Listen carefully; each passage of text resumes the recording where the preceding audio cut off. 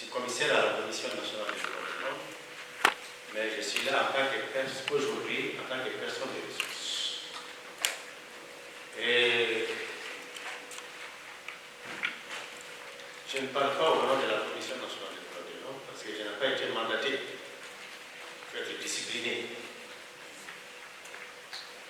Donc, je vais vous parler de répondre aux deux questions, mais à ma manière. Et en vous posant à vous aussi beaucoup de questions.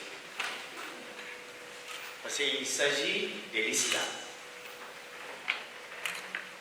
Qu'est-ce dit l'islam par rapport à la protection des civils pendant les conflits ou les guerres? Qu'est-ce que c'est l'islam? C'est la première question. Les 99% des musulmans du Mali ignorent l'islam.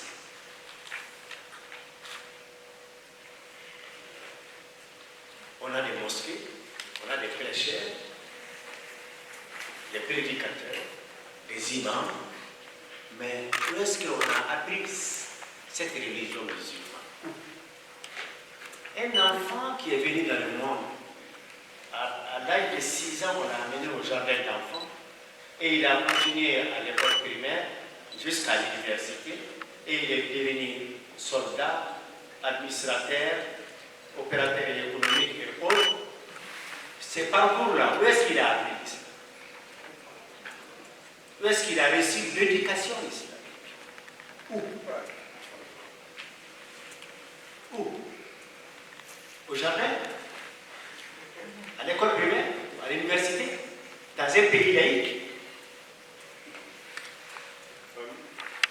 Donc 99% c'est dit musulman. Mais il ignore sa propre religion. Donc quand on ignore quelque chose, on ne peut pas la pratiquer normalement.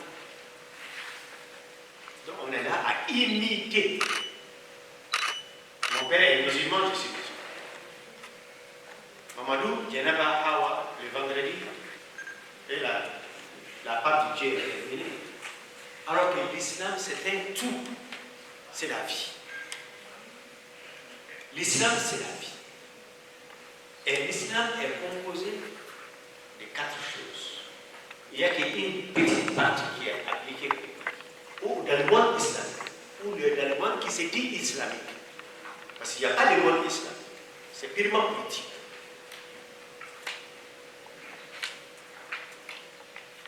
L'islam, c'est le côté adoration, les prières, le pèlerinage, le ramadan, ça c'est le côté adoration.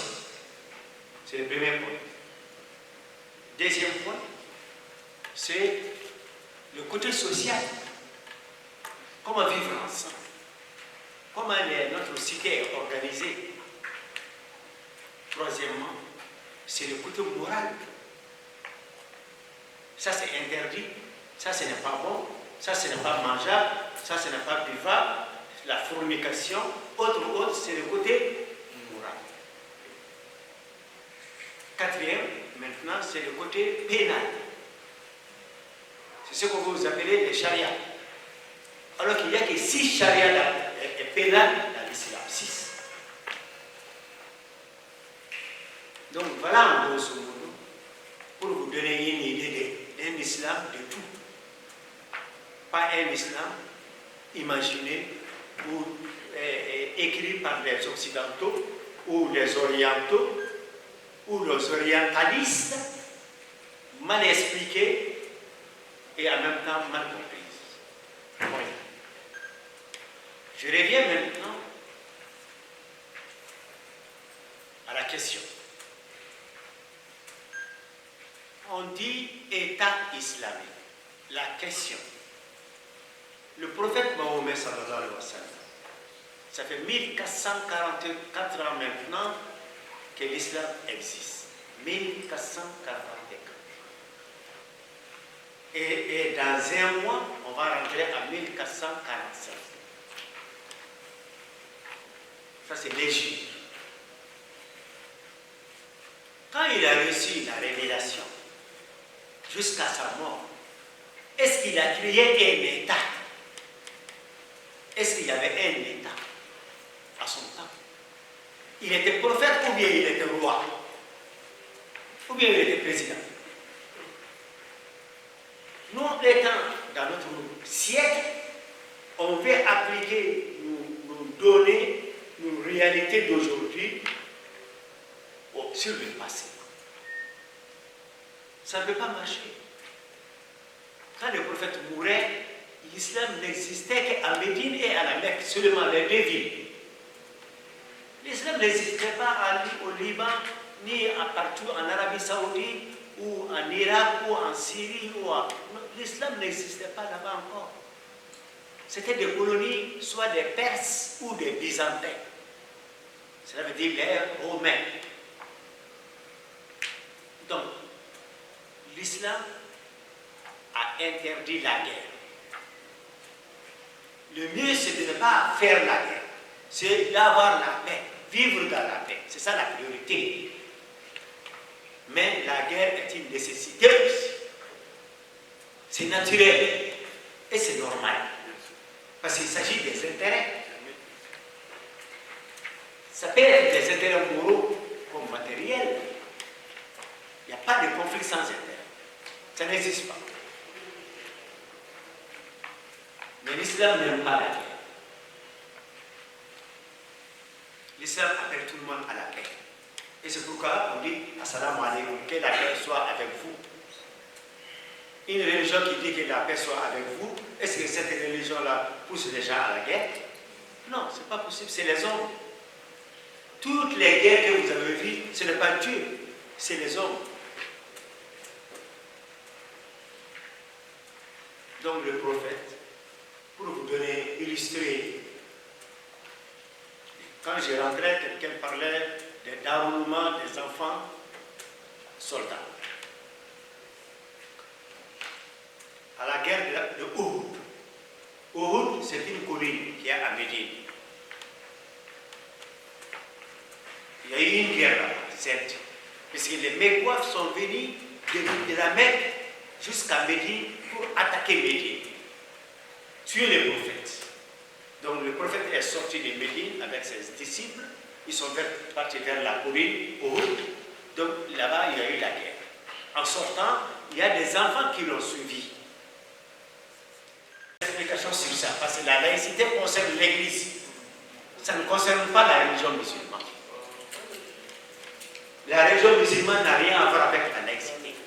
Mais la guerre entre les deux pouvoirs, en France, à partir de la Révolution française, en 1789, et la loi de 1905, qui fait la séparation entre l'Église et l'État. On dit bien entre l'Église et l'État. Donc, ce n'est pas entre la mosquée et l'État. Donc, on doit faire la différence. Ça, c'est très important. C'est ce qui est mélangé dans les esprits. Donc, la France nous a colonisés.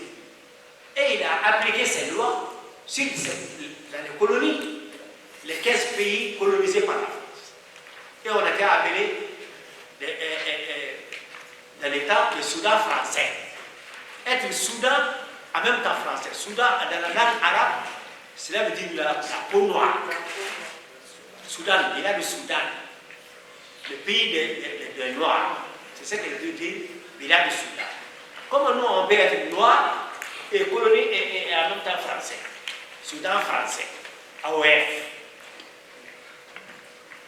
Donc, on nous a colonisés. Ils ont mis sur place leur système éducatif. Donc, c'était basé sur la laïcité, la séparation. Donc, et c'est pourquoi quand j'ai posé la question, et comment vous connaissez votre religion musulmane? Où est-ce que vous avez appris? C'est là la question, parce que l'éducation a été laïcisée.